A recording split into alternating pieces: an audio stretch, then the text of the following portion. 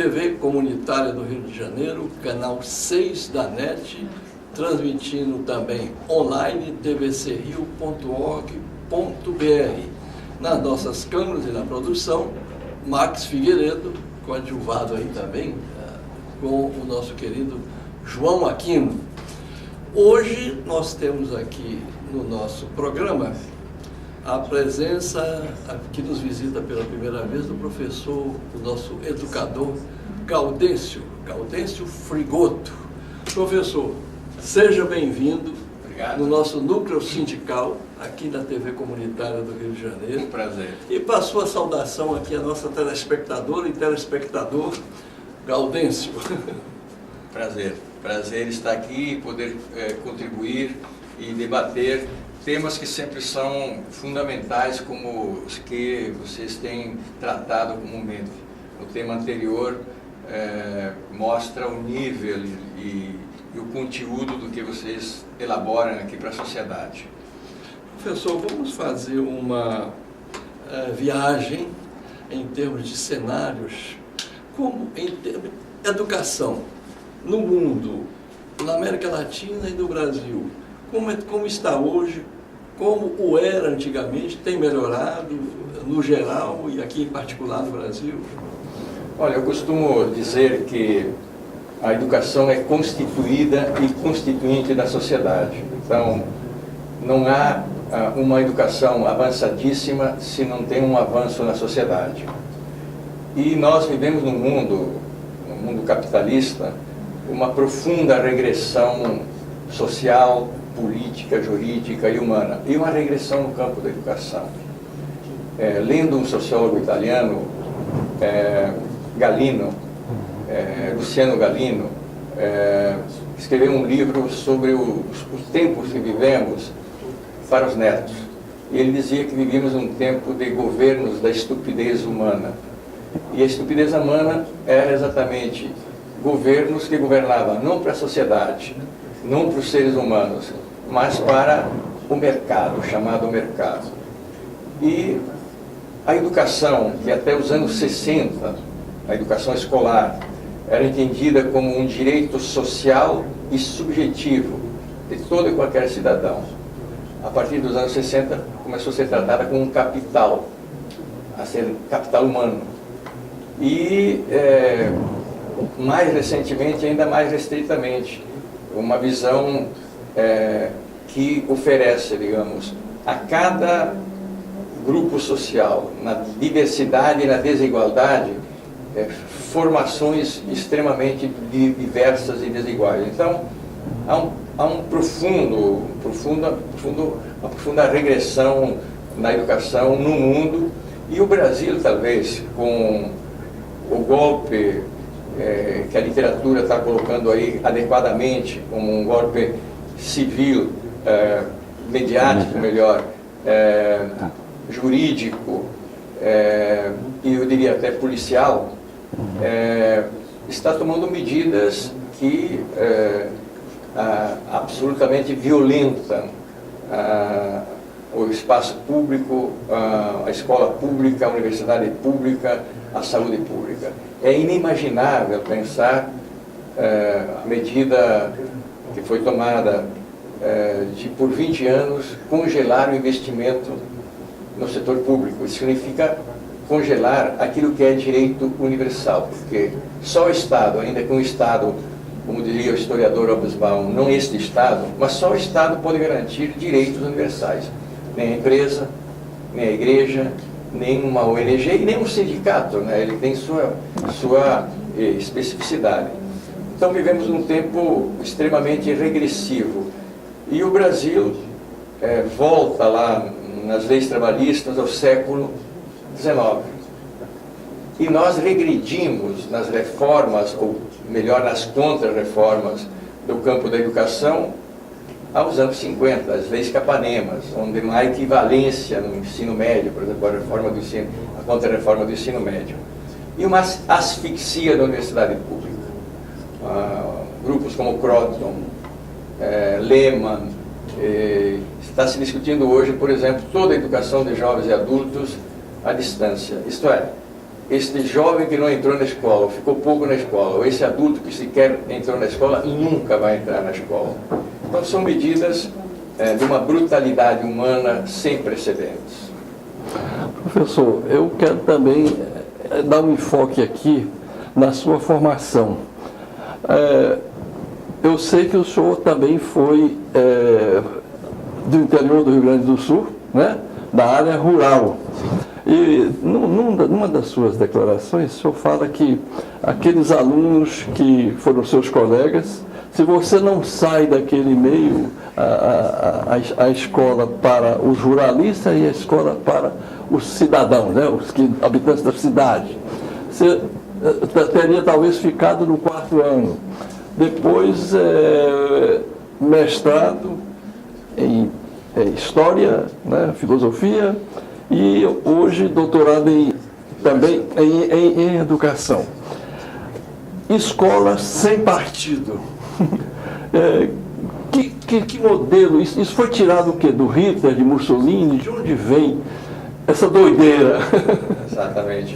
Exatamente, até o título do livro, na Escola Sem Partido, a esfinge que ameaça a educação e a sociedade brasileira. A imagem da esfinge diz muito bem dessa ideia que tem um traço neofascista, tem um traço de eliminar e uma confusão que gera na sociedade brutal. É sabido, qualquer jovem que minimamente informado sabe que um dos traços civilizatórios e contraditórios, digamos, da Revolução Burguesa, em sua interface e luta, né, com o poder absolutista, com o poder da Igreja, lutou por uma escola pública, gratuita, universal e laica. Não podia prometer uma escola igual, porque a sociedade capitalista é, por excelência, desigual. Mas o que é laica? Eu costumo dizer que laica também é nome de cadela. Né? Existe a laica do Sputnik. Russa. Exato. Mas laica significa que a escola é uma instituição da sociedade. Não é de um partido, não é de uma igreja, não é sequer do prefeito, do governador, é uma instituição da sociedade. E os clássicos da sociologia, como Durkheim, na sua visão de uma sociedade que ele entendia como o capitalismo como sociedade ideal e a ciência só deveria sanar os seus pequenos defeitos, mas mesmo assim entendia a escola como uma instituição da sociedade que tinha que preparar o jovem e a criança para o convívio social. A insanidade da proposta da Escola Sem Partido é exatamente essa separação entre ensinar e educar. Qualquer instituição educa. E também um pressuposto, o site é de um traço absurdo, o pressuposto que a maioria dos professores sejam efetivamente isto que eles dizem, ideólogos, massacradores de crianças, etc. Então esse tem um sinal, eu diria, é um sinal nesta regressão que eu vinha falando. Veja, este movimento, não por acaso, começou em 2004, quando o presidente Lula assumiu, em 2003, a presidência da República. Em 2004, surge esse movimento. 2004, e nós não nos apercebemos. Qual é a leitura que eu faço disso? É que, pela base social que o governo tinha, e pelas reivindicações políticas, com P maiúsculo, dos movimentos sociais, culturais, enfim, daqueles que estavam fora dos direitos, começou a acender um sinal no grupo dirigente que os mortadelas, como se diz aí, não têm direito a ascender à universidade, que os quilombolas não têm direito a serem incluídos na escola, que os índios não têm direito a serem incluídos na escola. E logo em seguida, em 2005, foi criado o movimento Todos pela Educação. Veja, a Unesco não fala todos para a educação, é educação para todos.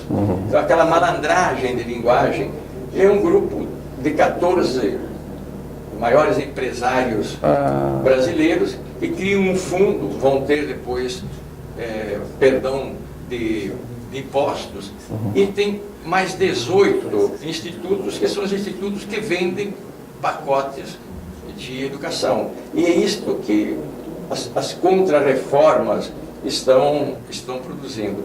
Mas para ter uma ideia de como isto vem, digamos, concatenado, em 2015 ou 2016 saiu um relatório do Banco Mundial que chama Ajuste Justo, o gasto público no Brasil. Se o telespectador, as pessoas que nos ouvem, lerem este relatório, estão todas as contramedidas que o governo golpista está praticando, do congelamento por 21 anos do investimento público, da contra-reforma trabalhista. Gostei da contra-reforma. Da contra-reforma, é isso que a gente utiliza, da contra-reforma do ensino médio. Isso é um absurdo. A contra-reforma do ensino médio é interditar 85% dos jovens que forem incluídos nessa insanidade a cidadania política, a cidadania econômica. O ensino médio de qualidade é o passaporte para a vida social, é o passaporte para disputar um emprego, é o passaporte para poder alçar a universidade. E, evidentemente, inclusive, a própria emancipação humana. Então, são medidas cínicas e, eu diria, criminosas contra a infância e, sobretudo, a juventude. Estão anulando a juventude. Veja bem, no debate anterior, falou-se aqui sobre a prisão de diminuição da idade penal. Muito bem colocado pelo juiz Ciro Darlan, né? Essa é uma outra insanidade, porque a Darcy Ribeiro já dizia que 20, 25 anos atrás, que se a gente não tivesse preocupação com desenvolver educação de qualidade, gerar emprego, gerar renda, daqui 20 anos ele diria, nós teríamos que construir muito mais cadeias. Veja, telespectador, estava em Belém a semana passada e lá me informavam uma pessoa que trabalha no setor prisional, educação prisional, que no estado foram criadas 27 cadeias, nenhuma escola. Nenhuma escola. No mesmo dia na mesma semana que houve a intervenção militar no Rio de Janeiro, o Supremo Federal, o Tribunal Federal, na pessoa de sua presidência, a pedido do governo do Rio de Janeiro, cancelou ou suspendeu, melhor, um concurso para que, em seguida, nesse início do semestre, 900 professores assumissem o cargo em sala de aula. E, finalmente, o único corte que houve no orçamento de 2018, que o Congresso mandou ao interventor, o Planalto, eu diria assim, foi o corte na educação básica. 1 bilhão e 500 milhões. É mais ou menos a primeira parcela que se mandou para o Rio de Janeiro para exatamente esta... Então, este cenário intervenção policial militar mostra um cenário de regressão na gestão, no financiamento, no conteúdo, porque o Escola Sem Partido está dizendo, o professor não tem direito a ter opinião. E o que significa isso? As escolas vão comprar o pacote do Instituto Ayrton Senna, do Instituto Lehman, do Itaú Banco Social, ou seja, está dizendo... Até da Fundação Roberto Marinho, né? Quer dizer... a perspectiva do ensino de educação de jovens e adultos é por aí que desemboca. Mas, professor, eu sei que o senhor tem uma tese que é fundamental a gente aqui colocar e discutir, porque para muitos, para mim mesmo, eu tinha assim uma ilusão que é muito importante a gente formar logo profissionais, né? A escola profissionalizante, ao invés de um ensino médio de base, Eu queria mais fundamentação da sua parte, com a sua didática, para que a nossa telespectadora e telespectador absorvesse bem a importância dessa distinção. Por que que isso não é bom? Pelo contrário, a gente tem direito a ter uma formação profissional importante, mas uma vez você já sendo também formada do ponto de vista da educação básica, né, professor? Em todas as ciências, para você poder optar melhor o que você quer, né? Por favor. Esse é um tema central, né, para a sociedade entender. Há um duplo equívoco. A escola básica não significa uma escola generalista, abstrata, sem o domínio de elementos que são fundamentais no mundo da produção e do trabalho. Então nós temos, por um lado, uma educação que protege a classe média alta, de pensar efetivamente no mundo da produção, no mundo do trabalho, porque passa pressuposto que eles não precisam entrar nesse mundo da produção mais concreta, da produção de alimentos, enfim, o trabalho mais de execução, etc. São preparados para serem dirigentes, juízes, professores, advogados, enfim. E aquela parcela maior da sociedade que teria que ter uma educação rápida. Isto é uma tese lá do fim do século XIX, século XX, de um pensador chamado Destutt de Tracy, que dizia: num Estado bem administrado deve existir dois tipos de escola. Uma demorada, de cultura ampla, geral, para aqueles que têm muito tempo para ficar na escola. E outra muito rápida, prática, funcional, para aqueles que têm que, desde cedo, aprender o duro ofício do trabalho. A plebe. A plebe. Então, eu costumo dizer, Sorano, que a melhor profissionalização inicial é uma boa escola básica. Ora, mas dentro daquilo que Gramsci entendia como escola básica, o próprio Marx entendia como escola básica. Se você vai olhar a crítica ao programa de Gotha, nós temos lá uma belíssima compreensão do que seja uma educação integral.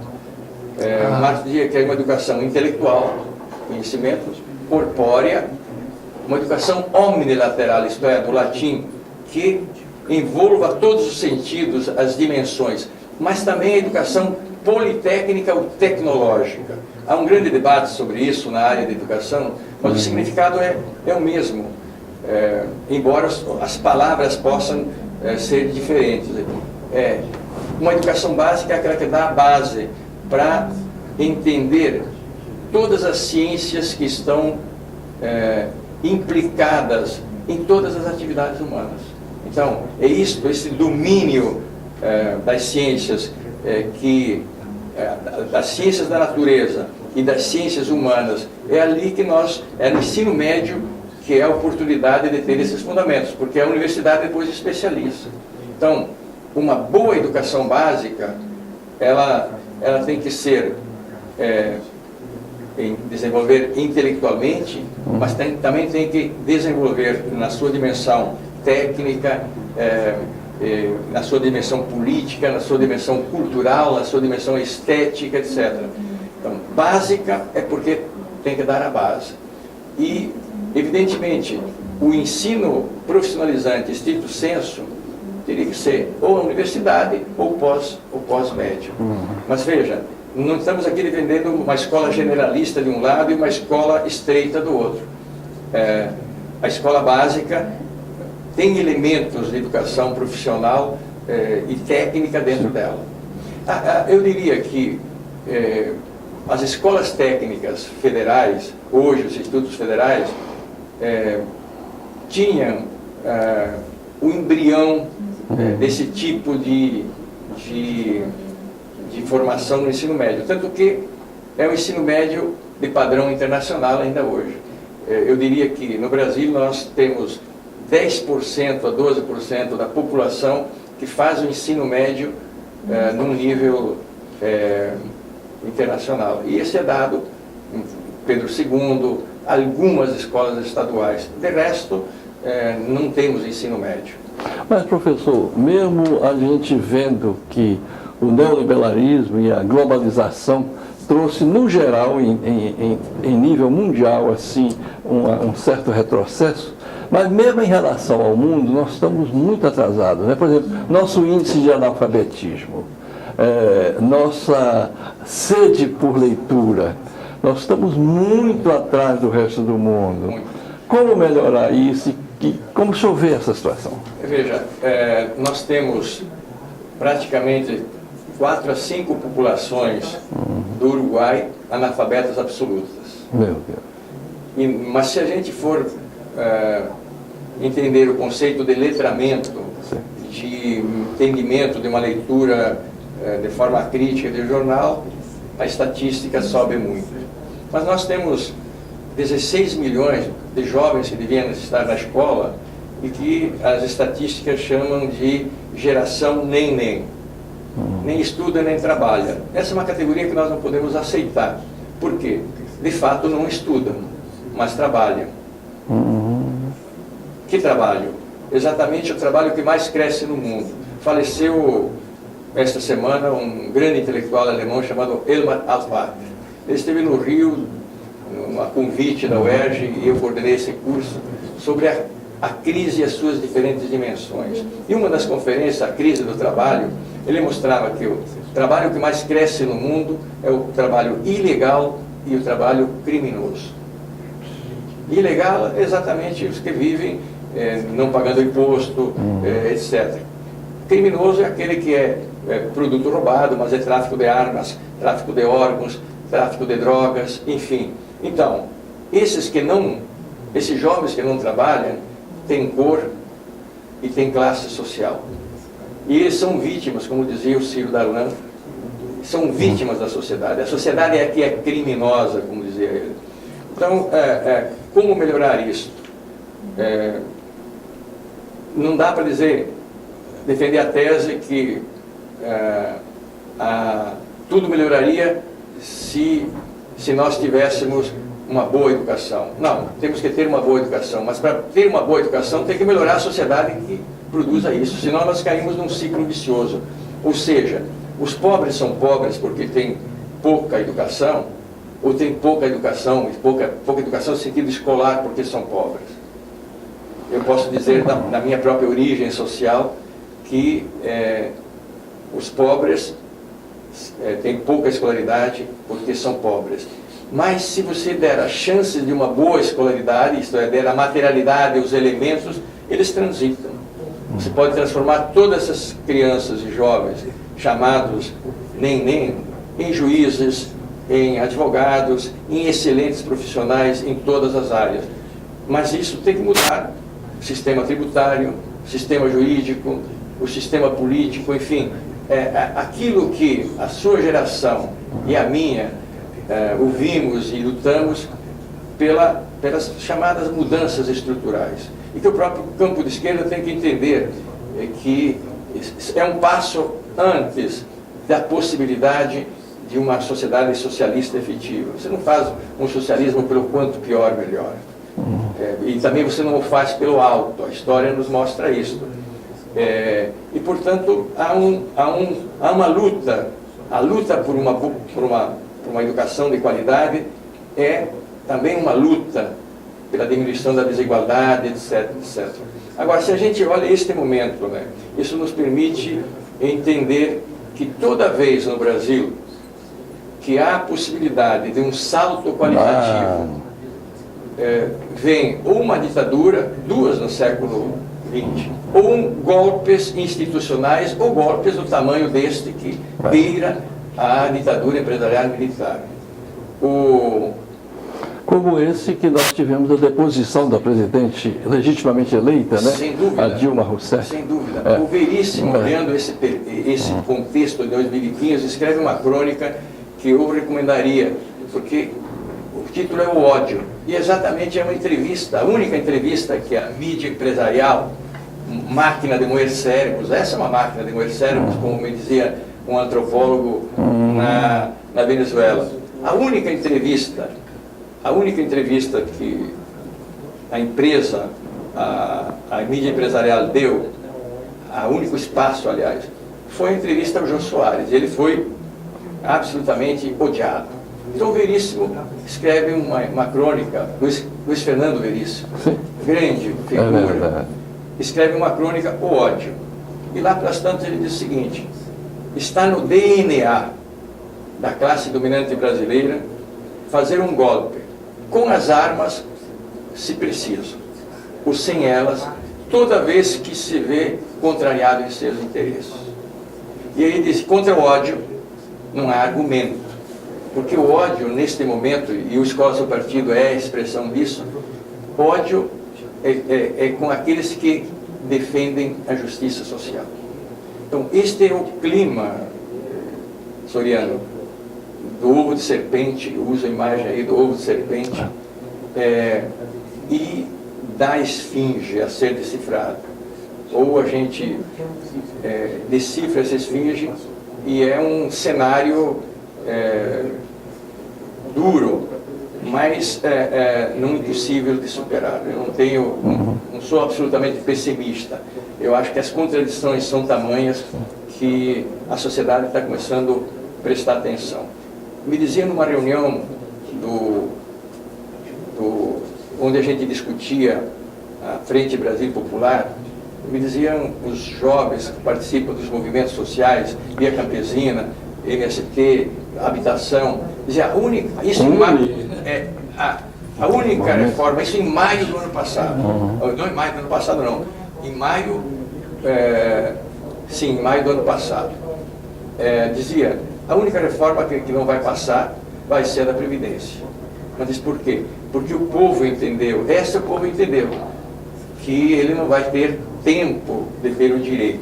Por quê? Como é que ele vai entender o jurídico da reforma do trabalho? Ele quer trabalho, nem que seja super explorado, ele quer precário. Né? A reforma da educação, a maior parte chegou lá, entende? Então é um movimento que tem que abarcar todas as dimensões da sociedade. Florestan Fernandes, que é um grande educador, grande abatalhador da escola pública, chamava atenção num texto, Geração Perdida, o que queríamos, onde erramos, por que erramos e como aprender com o erro. Nós não erramos por ter defendido a nação e nem por ter defendido a democracia, ainda que a democracia no capitalismo seja sempre restrita. Nosso erro foi outro, querer fazer esse caminho com uma minoria prepotente junto a uma maioria desvalida. O intelectual, e aqui o intelectual no sentido amplo, o cara que trabalha no jornalismo, o cara que trabalha na escola, o cara que trabalha em qualquer espaço, sentido gramsciano intelectual, que tem a oportunidade de dirigir, etc. Ele diz: o intelectual não deve lutar para o povo e nem pelo povo. Ele tem que estar junto a ele para que o povo adquira os instrumentos, a cultura, a educação, esse instrumento dele mesmo perceber a revolução necessária a ser feita por quem faz é o povo. Mas, professor, eu quero beber um pouquinho da sua fonte de conhecimento enciclopédico de história. Analisando o Brasil, como o Darcy Ribeiro fez muito bem, como é o brasileiro, o senhor fala também das nossas elites, de onde vem essa maldade, esse egoísmo. Aí o senhor fala como é que o Brasil foi finalmente tornado independente, quando que veio a escravidão em relação a outros países latino-americanos.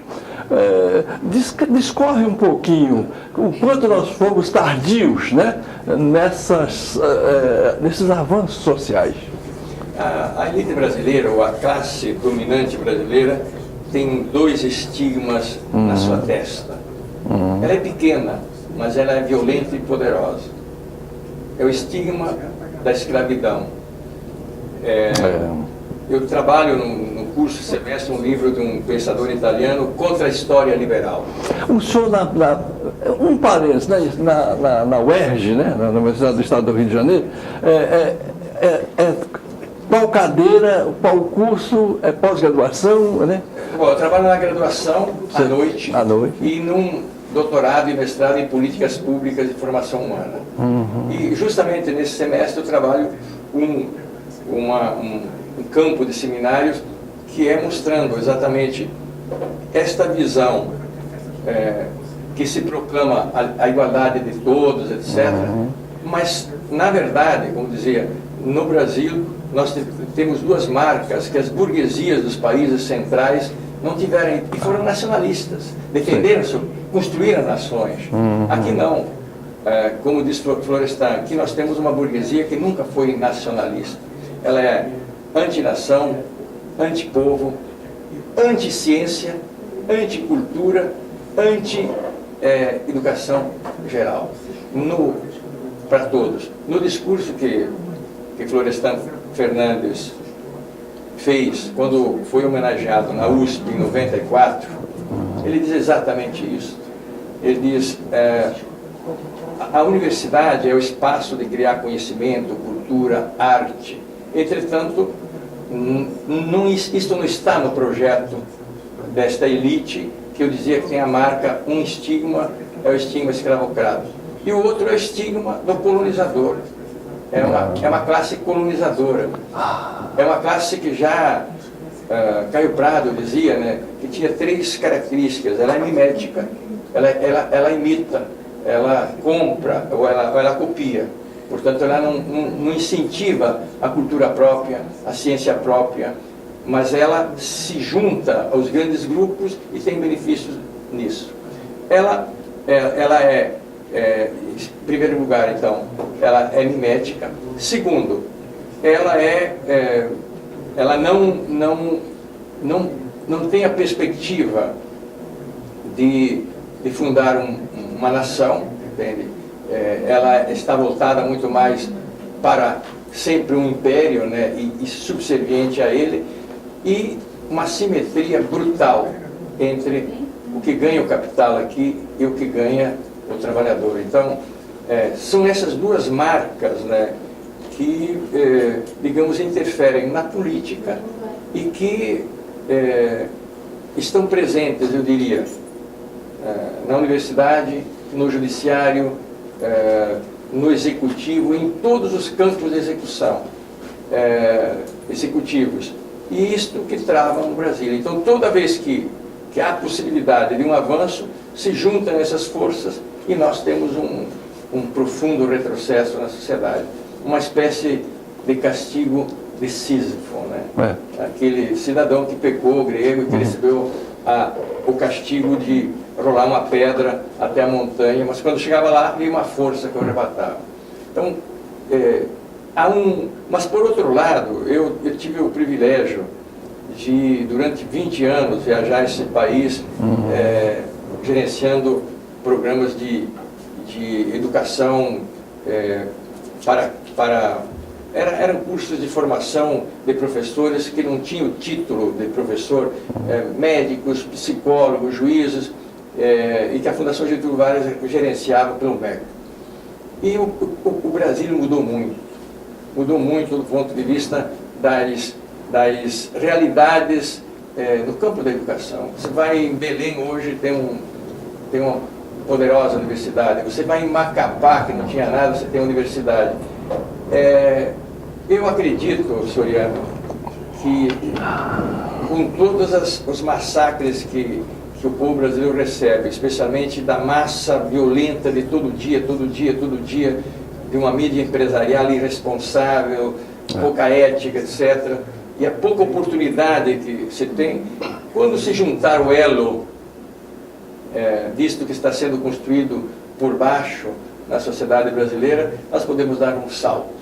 Agora, no presente, eu estou exatamente tentando cortar isso. Por exemplo, os institutos federais de ciência e tecnologia, educação, ciência e tecnologia, foi uma política que atingiu o Brasil todo. Se você vai em Roraima, você tem dentro do Instituto Federal 20 comunidades primevas, eu gosto de chamar isso, os antigos donos do Brasil, chamados índios, 20 dialetos diferentes. E lá você tem professores, professoras que estão trabalhando com esses que, até a Constituição de 68, eram considerados não gente. E que até a própria Igreja Católica considerava ímpios. O Código Civil os classificava, e as mulheres também como civícolas, né? As mulheres quando casadas. Sim, exatamente. Então, a Constituição de 88 foi um grande avanço. Dizia um colega meu, Cândido Giboski, sociólogo, foi um empate sociológico, né? Mas um empate que o capítulo da ordem social, econômica e social, tem lá elementos que, se forças existissem na sociedade, nós poderíamos dar saltos maiores.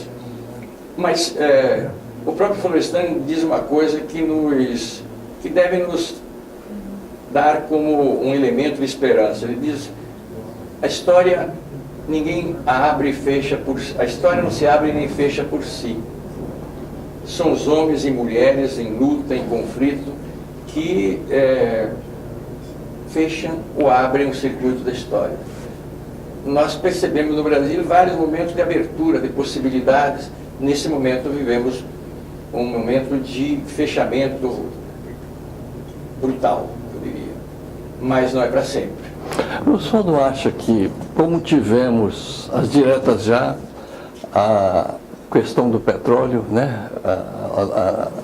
O movimento petróleo é nosso, nós tivemos o dia do fico, que há momentos em que o povo vai para a rua, como foi o caso, até que o senhor aqui explicitou, da reforma da Previdência. Botou a mão em cima e não vai passar não, e não passou. Eu acho que a gente está também, esses antinacionais ou apátridas, eu diria que a nossa elite também tem complexo de vira-lata, como quis o Nelson Rodrigues. Eles podem se surpreender. Por exemplo, estariam em cima de um vulcão que a qualquer momento pudesse entrar em erupção e eles não estão sabendo, porque eles estão abusando muito. Quosque tandem catilina butere paciência nossa. Até quando vão abusar da nossa paciência? Sem dúvida, o próprio processo que foi submetido o ex-presidente Lula, que é o preferido do povo, o povo quer votar nele, e agora? Mostra exatamente o caráter raivoso, né, no fundo, porque se criaram duas palavras que são signos, né, expressam sentido mais amplo, que é mortadela e petralha. Petralha engana-se quem acha que a direção é o PT. Petralha é todo aquele que luta por justiça social, como diz o Perício. Então, eu acho que há contradições, passaram da medida. Por exemplo, eu queria até ter tido oportunidade de perguntar ao juiz Ciro Darlan, como é que o judiciário brasileiro, claro que tem reações, imagina um poder que dá a um juiz. E quando cada dia mais a gente vê que são coisas direcionadas. O Dalton Dallagnol defendeu uma monografia em Harvard, se não me engano, eu tenho o texto ali, que é como montar uma prova a partir do indício. E é isso que nós ouvimos aí do juiz. Escola dos sofistas? Exato, exato. Aliás, ali neste livro, eu chamo a atenção porque a delação premiada... Depois você dá um close no nosso livro aqui, Escola Sem Partido. Maravilha. Obrigado, Max Figueiredo. É interessante porque a delação premiada, ela tem uma origem religiosa. O Agamben, George Agamben, escreve um livrinho muito pequeno, Meio Sem Fins. Duas coisas que têm muito a ver com o momento que vivemos. A polícia soberana, tornar uma polícia soberana um risco mortal à sociedade. Estado policial, né? Exato. E outro, a delação premiada. Lá no século IV havia uma discussão se o pecador devia se contrito, não receber nenhuma pena. Ou mesmo contrito, arrependido,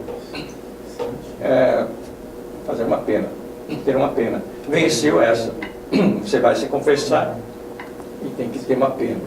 O Agave diz, quando você traz isso do campo religioso para o campo jurídico, nós chegamos ao paroxismo.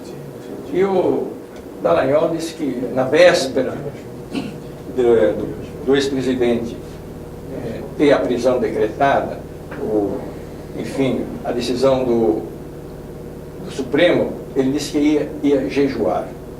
Então nós temos uma mistura de coisas que a sociedade começa a perceber e, portanto, reações como a mídia empresarial não mostra, mas Curitiba, se alguém pudesse expor o que foi o 1º de maio, mas não o 1º de maio, desde o dia que o ex-presidente está preso, ali você tem a sociedade real.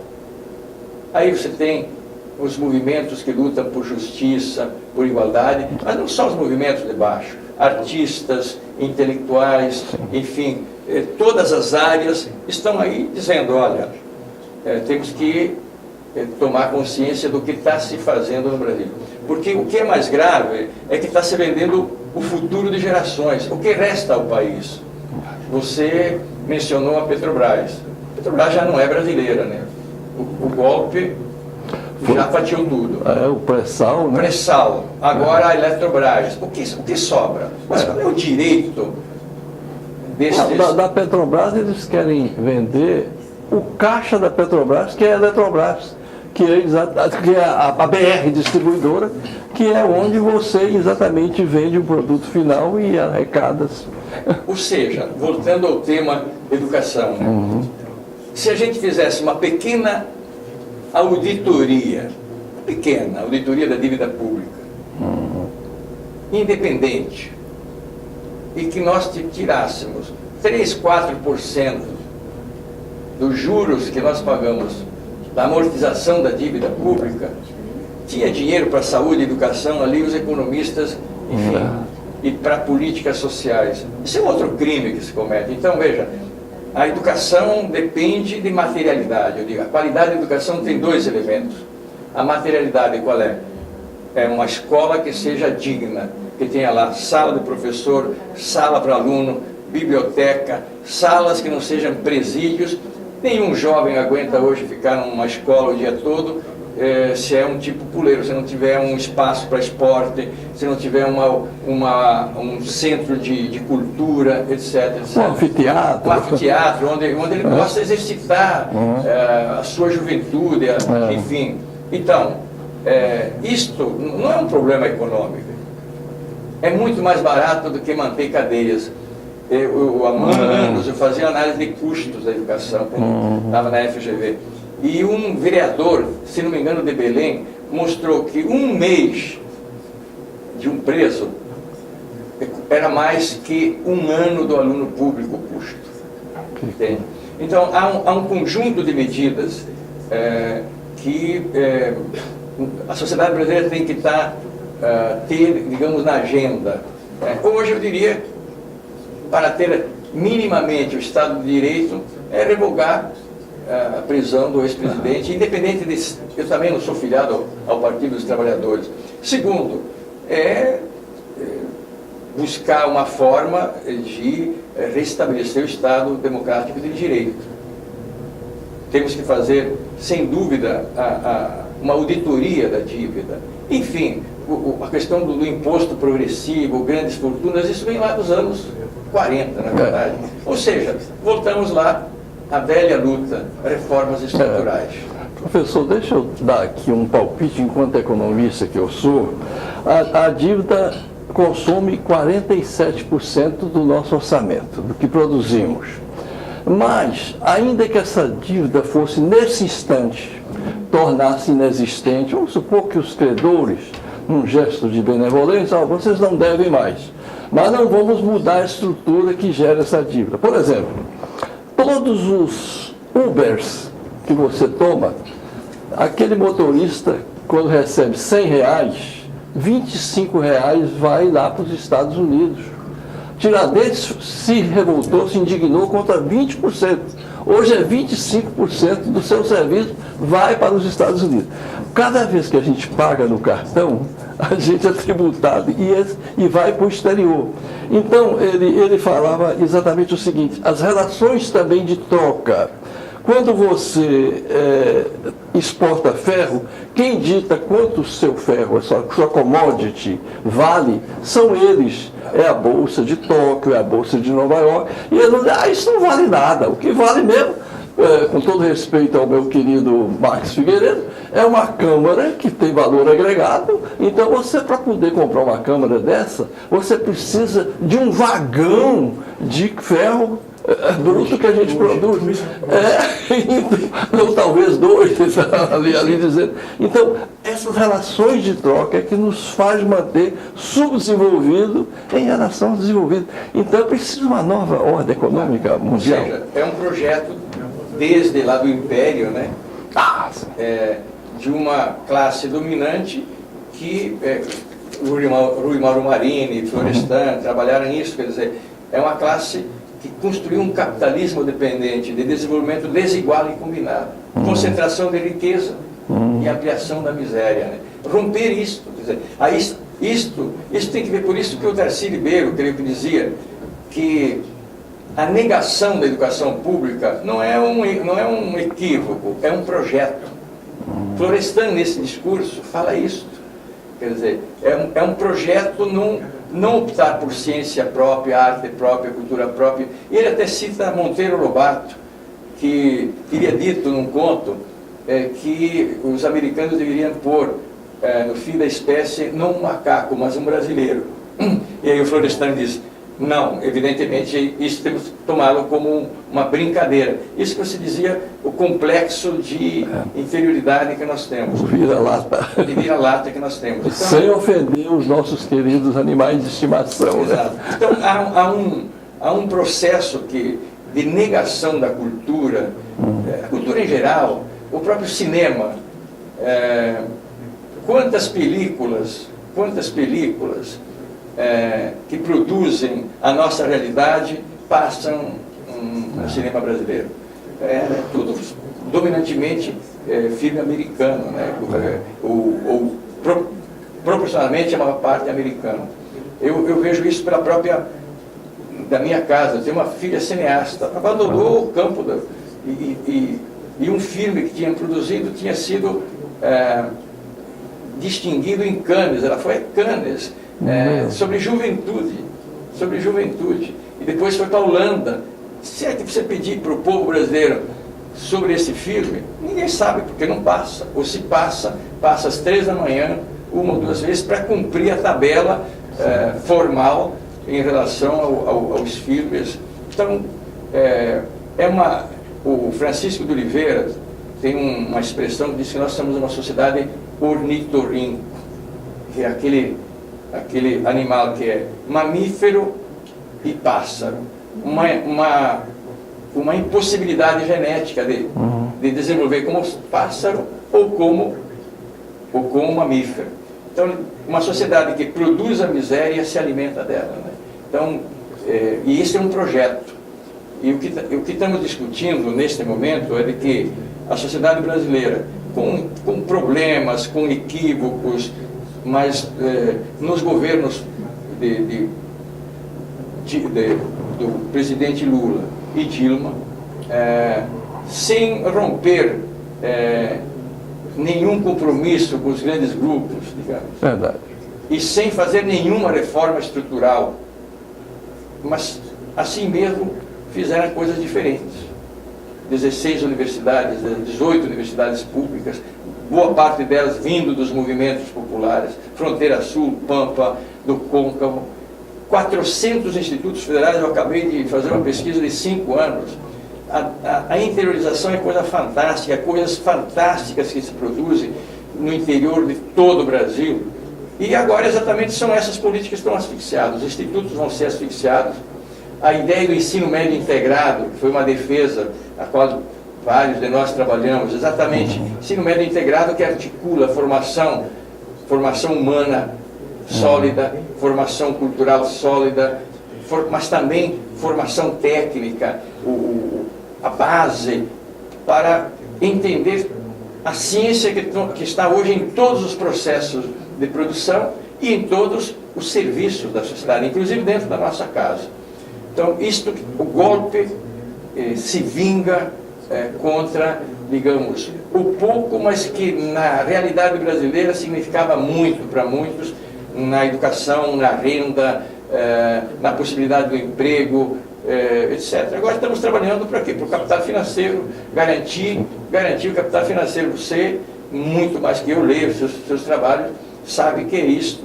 E a sociedade brasileira tem que ser informada sobre isso. No momento em que uma grande massa tomar consciência disso, o gigante, como dizia Florestan, que é de pés de barro, pode ter um outro horizonte, né? Então eu acho que as contradições que estão aí são tão brutais que é bastante difícil, que até a pessoa mais simples foi enganada. Cadê as panelas? Quem é que está batendo panela hoje? Eu não estou querendo uma revanche, mas eu estou dizendo, a maior parte não sabia porque estava batendo panela. Um processo de alienação social, política, humana, produzido 24 horas por dia, né? Na TV. Quem é que está... Qual é a imagem que nós tivemos no 1º de maio? Verdade. Então, silencia-se ou focaliza-se assuntos. O Antônio Aires, um pouco antes de morrer, dizia duas coisas que eu acho que hoje tem maior gravidade. No meu país não existe democracia porque nós não temos escola pública de boa qualidade para todo mundo. E no meu país não existe democracia porque a mídia não é democrática. O controle social da mídia é fundamental. Isso nada tem que ver com censura. Quem faz censura à sociedade é a mídia empresarial. Qual a censura? Não está aí a opinião coletiva. Está a opinião só de para usar a expressão que eles gostam, de uma facção. A facção que está vendendo o país e está desgraçando a vida de muita gente. Qual a alternativa que está dando aos jovens? Está se dizendo que 14% de desemprego aberto. Mas se a gente soma o subemprego, né? Chegamos a quanto, economia? É verdade. Inclusive, do mesmo jeito que tem o analfabeto e aquele que lê, mas não entende, nós temos o que está empregado com carteira assinada, mas a nova legislação permite que você está empregado, mas você só precisa trabalhar, o seu patrão só precisa de você meia hora por semana. Não são mais as 40 horas. Então, há um sofisma aí, né? Há uma enganação que a gente tem que registrar aqui, porque só quando a coisa finalmente chega é que a gente percebe o que estava vindo, né? O dilúvio, né? Agora, a maldição chegou também. Temer, um homem que foi eleito com um discurso de esquerda, com um projeto, né, dos movimentos populares e sociais, executando o programa do PSDB e do DEM. Agora, qual é o ibope dele? Né? Eu diria que se fosse também levar em conta negativo, né, ele estaria com um ibope menos 10%.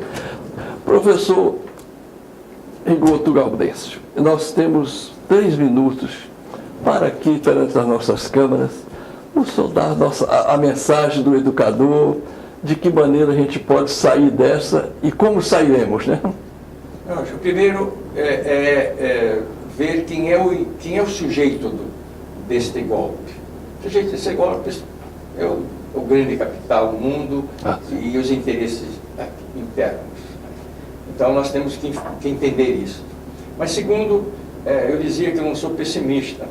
E como é um programa de cultura, educação, lembrei agora sindical também. Lembrei agora de um escritor chinês, Lu Xun, que escreveu uma revista para jovens em 1910, como ele via a China naquele momento. A China que é a China de hoje. China em ebulição, ele comparava a China a uma casa de ferro. onde lá dentro, onde não havia portas, e a janela de ferro. E lá dentro havia uma porta, mas tudo era janela de ferro. E lá dentro uma multidão dormindo, um sono profundo e não pensando que iam morrer asfixiadas. Mas disse, eu estava acordado e eu via que lá naquela multidão havia algumas pessoas despertas. E aí ele conclui, até que existe gente de olho aberto e desperta, a esperança que a China um dia seja algo. Foi isso, a literatura captou isso em 1910. Temos todo o processo da revolução cultural e o que é a China hoje. Então, ultrapassou os Estados Unidos. O PIB chinês desde 2014 é superior ao dos Estados Unidos. Então, eu diria, nós vivemos numa casa de ferro, professor, mas existem gente despertas. Este é um programa que ajuda a abrir o olho de quem está sonolento. Fico feliz de poder estar nesse debate e contem comigo naquilo que possa fazer para divulgar, ampliar, porque este é o nosso papel. Professor, muito obrigado. Eu só tenho medo do seguinte, quando a luz é demais, ofusca ou cega. Foi a luz demais que o senhor nos trouxe. Um grande abraço. Obrigado.